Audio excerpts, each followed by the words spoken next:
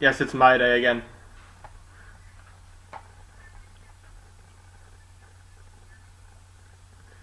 It's actually the same presentation as we used last time, but I have it here so I can screen share.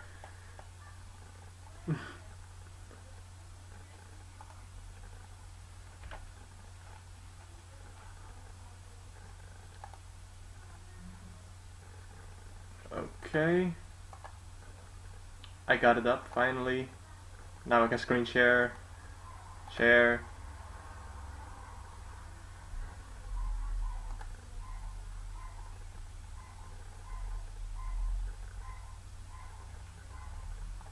And we're back on Lesson Up.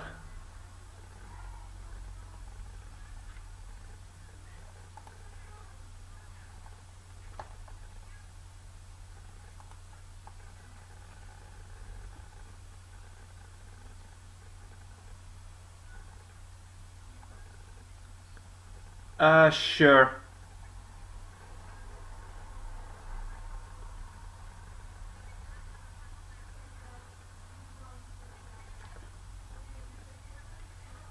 Yeah, and I believe yesterday the cameras were all on as well, and I didn't have any issues sharing, so... But you know, better safe than sorry.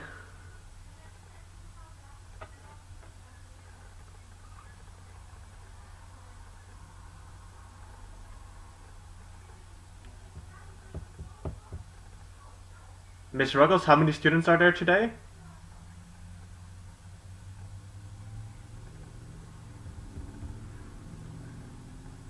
12. Okay, that's more than I'm used to. Wow, I'm getting very nervous here.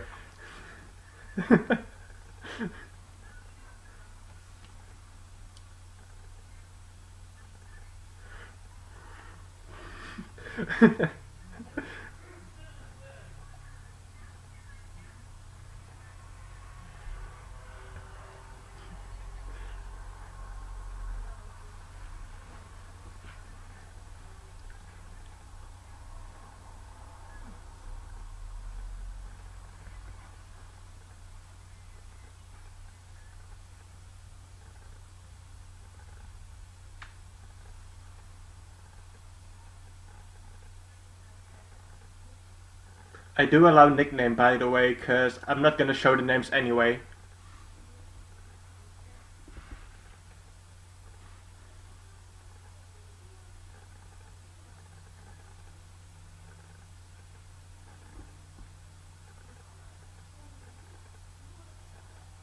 Okay, that makes 10. 2 more. 1 more. And that's everyone. Okay. So today we're not actually going to start with your activity. I'm just quickly going to go over the introduction again real quick. Because I can tell there are a lot more students than there were last time. So I know that some of you might not have seen it. And yesterday Sarah went into a breakout room with one person. So to avoid having that, I'm just quickly going to go over this again. So the introduction, it prepares the reader for the essay to follow, adds relevance to the subject, and explains how the topic has been misunderstood. So in case of any misunderstanding before, just have it explained real quick. It positions the author in a critical debate, so what is your position? If there are two possible options, a yes and no, a for or against, mention which ones you are, without specifically saying that my position is. It gives the reader essential or contextual information, so information they might need in advance, and it shows why the essay is worth reading. So make sure that the reader thinks it's worth reading, because otherwise you're not going to read past the first page. We've all been there. If it's not interesting at the start, we're not going to continue reading it. So do create interest in your topic, give enough information so everyone can understand what's going on, end your introduction with the thesis statement, and use linking words. So you move smoothly from general to specific. Do not begin too specific, because as we said, we want to go from wide to narrow, from a wide variety of topics to a very specific one. Don't provide unnecessary information, and don't announce exactly what you're going to say. In my next paragraph I will discuss, you can probably see by the first line of your next paragraph what it will be about. So just keep it short and simple, and talk about what you will talk about, but don't actually announce exactly what you are going to say. So the structure would be introducing it, narrowing it down, and state the essay's overall position. So from general to specific, just like a funnel. So we're very wide, very general, going to very narrow and specific. So with that out of the way, thesis statement, I believe everyone knows what a thesis statement is by now. If not, just remember it's not a question, it's a statement. It can be debated and it's worded in a clear, concise way. It has 3 specific, distinct reasons, and it's pretty much the blueprint of your essay. So this high school graduate should be required to take a year off to pursue community service projects before entering college in order to increase their maturity and global awareness, is a good thesis statement as it has a main point here in blue and a few reasons to support this in red. So, moving on to the conclusion. What do you know about the conclusion paragraph? You should be able to write it down now if you have the app still open. And whatever comes to your mind about the conclusion paragraphs, feel free to write it down. I'll give you a few minutes to do this.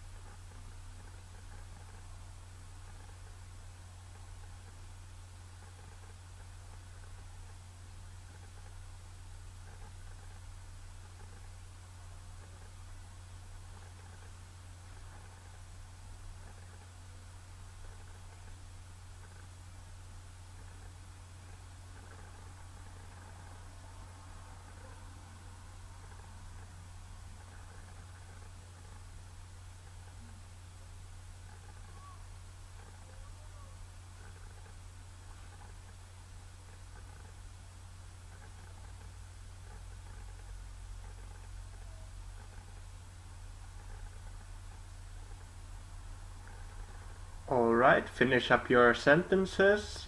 I'll give you another minute.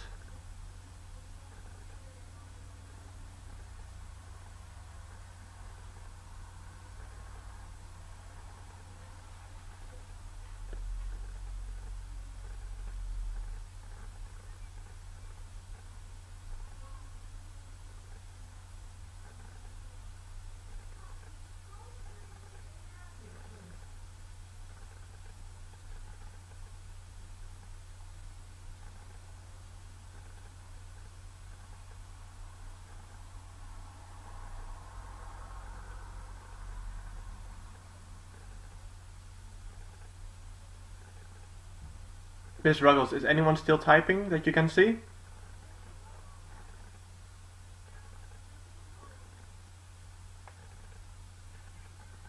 Alright, then let's go over some of these answers, and I'm going to guess the first one is the end. The ending. Okay, well, pretty close. So what we're gonna do is, I'm gonna ask you if you agree with what is being said here. However, I think we can all agree that the conclusion paragraph is the ending paragraph.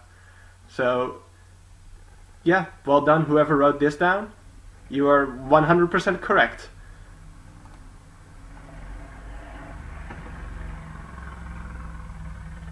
It's at the end.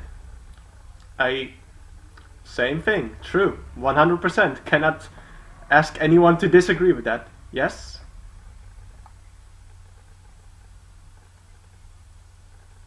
Oh, was I cutting out?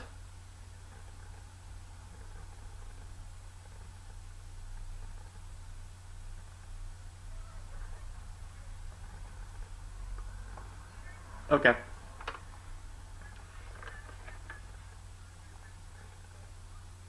Okay. Yeah, there was a bit of a loading time when I pressed it, so that could be that. Um, so I'm just gonna open up the longer one, and let's hope it doesn't completely freeze me.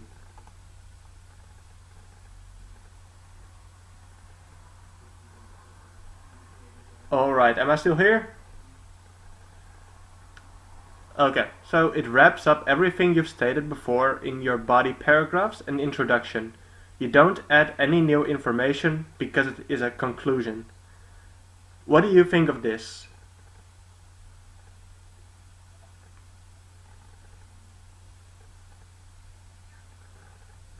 Yeah, everyone agrees?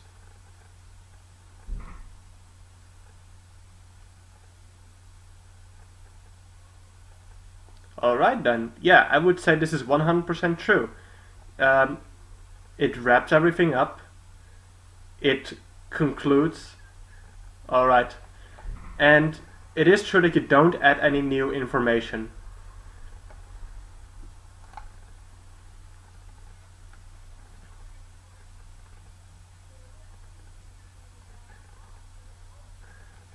Then Okay, then let's move on to the next one.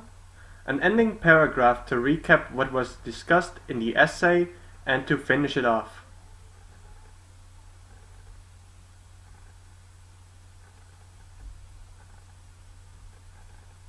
Maybe the whole class can just cheer yes or no if they think they agree or disagree.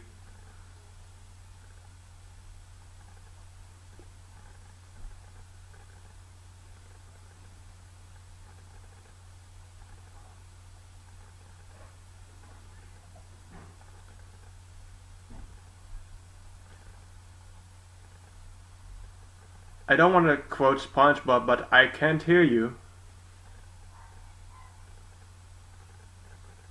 So what do you think of this? It's true, right?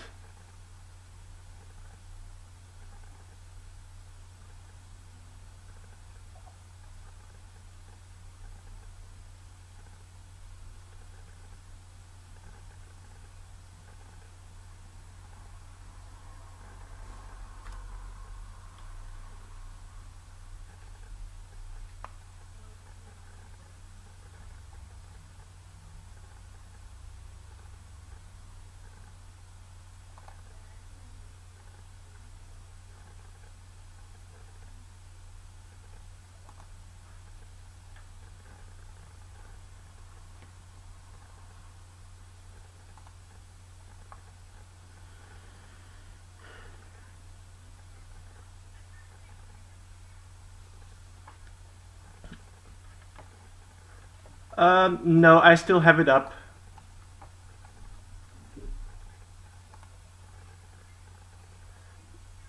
Yep, I'm gonna be reading it for now, and I'll actually screen share after I've read it out.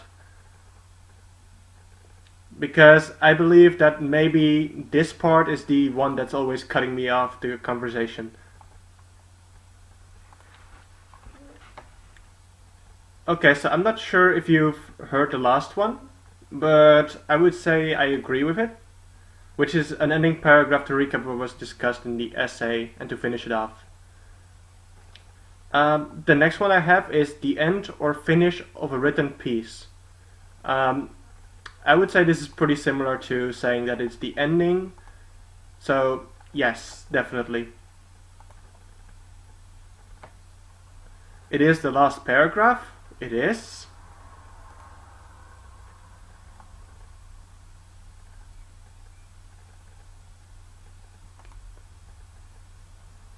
Okay, address the opposite opinion.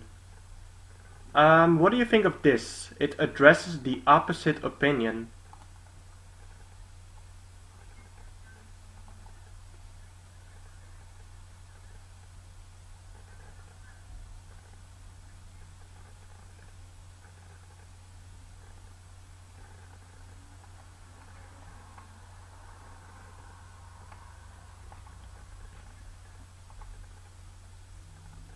So yes, I would say I disagree with this. However, you can of course mention it as a counterpoint, which you then counter yourself. So you could, for example, mention in your conclusion paragraph that this has been said, but, and then you quickly summarize what you've mentioned in the third paragraph. But I would say it doesn't address it as much as it summarizes it. Next one is paragraph used to wrap up a paper restates thesis. It does wrap it up, but do you think it restates the thesis? Yes or no?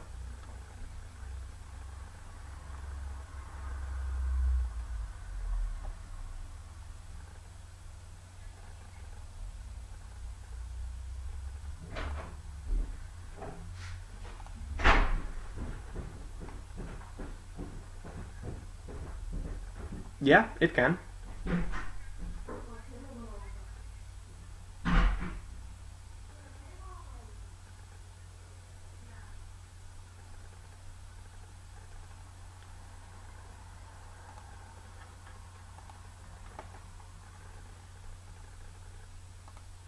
Alright, so going on to the next one. The last part of your essay, yes, that's true.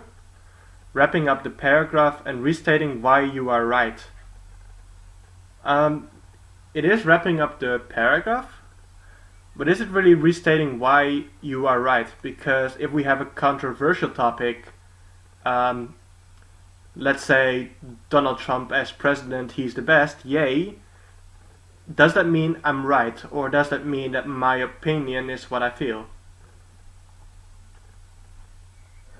Or pineapple on pizza, also very controversial.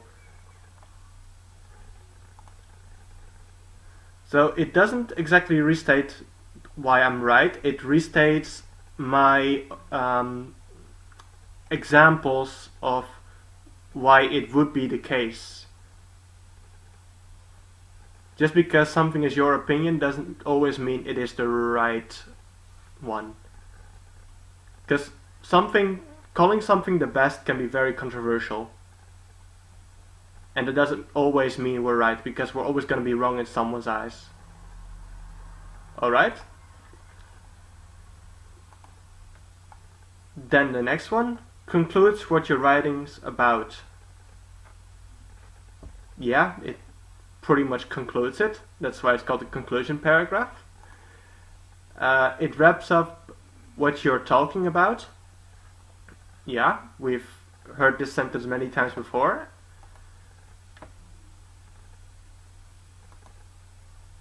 Sums up the essay, it does.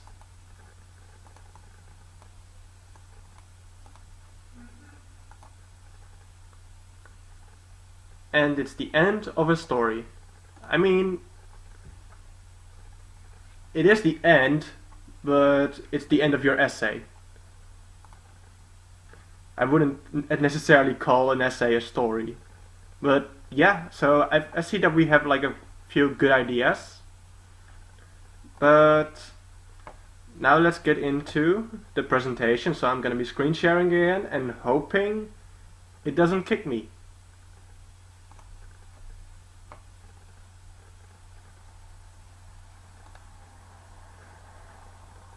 Alright, is it visible?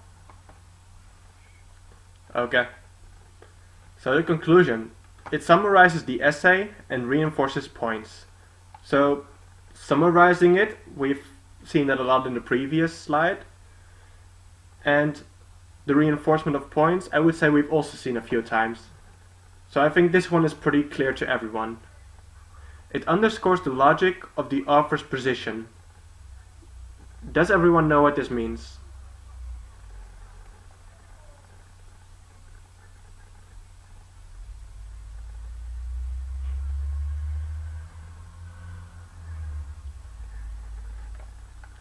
So this to emphasize what the author thinks. So it's to make their position very clear.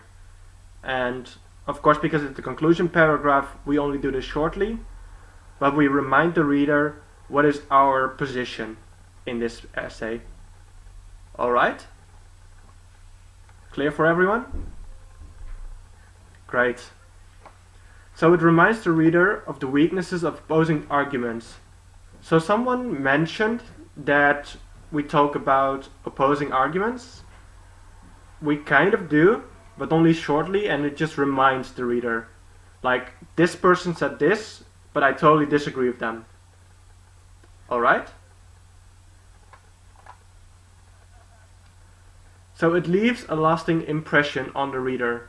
So similar to your introduction paragraph, where you have to kind of convince the reader to keep reading, you kind of have to give the reader an idea that will stay with them for a while. They will have to lay in bed at night thinking like, the writer of this essay was right, and I'm still thinking of this point that they made. So make sure that you leave an impression on the reader, so something interesting perhaps. A conclusion can have a call for action. This is not always needed in case of, for example, like I mentioned, the pineapple on pizza essay, because you don't actually need to take any action. I believe, however, that there was someone, I believe in the other group, who has an essay on animal abuse, and I think they should really include the call to action, where the government, for example, should enforce laws to go against the animal abuse. A suggestion for further research. So sometimes the topic is not actually completed or thoroughly understood. So if there are still some questions on the topic itself and further research is needed, then of course you can introduce an idea of what to research next, or for other people to research. Is everything clear so far for everyone? Yeah, okay. So some do's and don'ts, of course, first the do's, and that is restate your claim more fully than in the introduction. So in the introduction, we go very narrow at the end. But this time we're starting very narrow, and we can actually expand on it. Don't expand too far, because we don't want to include any information that hasn't been given throughout the essay itself. So just restate it, and maybe talk about a few more of your details that you mentioned during the essay itself. So it includes information the reader has learned since the beginning.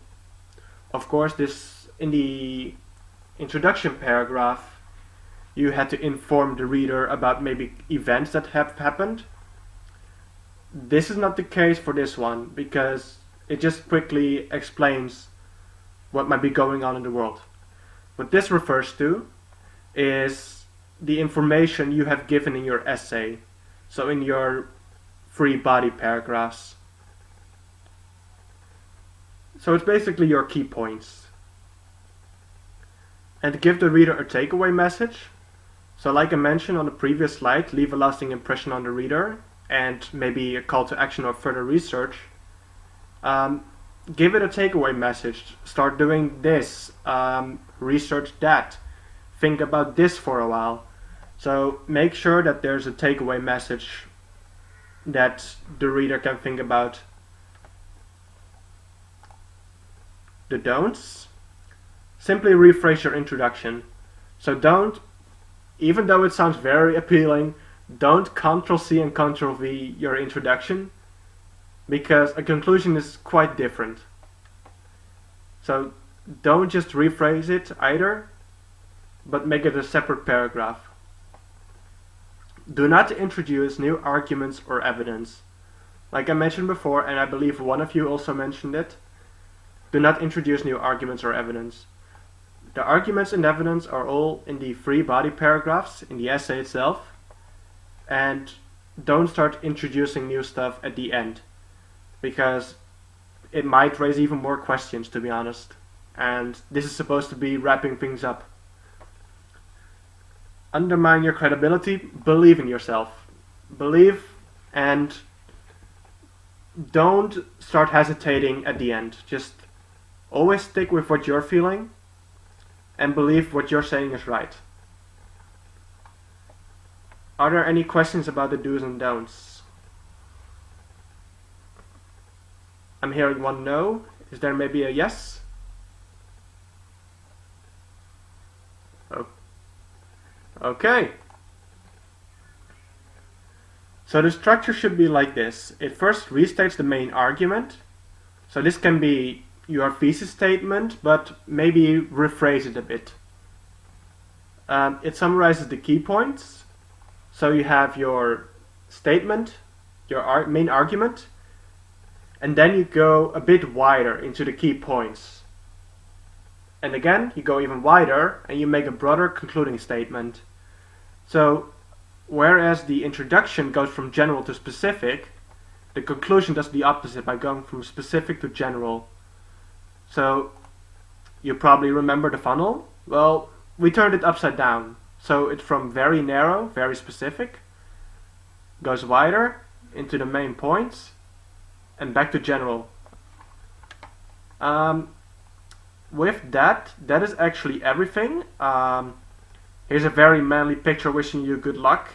And are there any questions about either the conclusion paragraph or the introduction paragraph?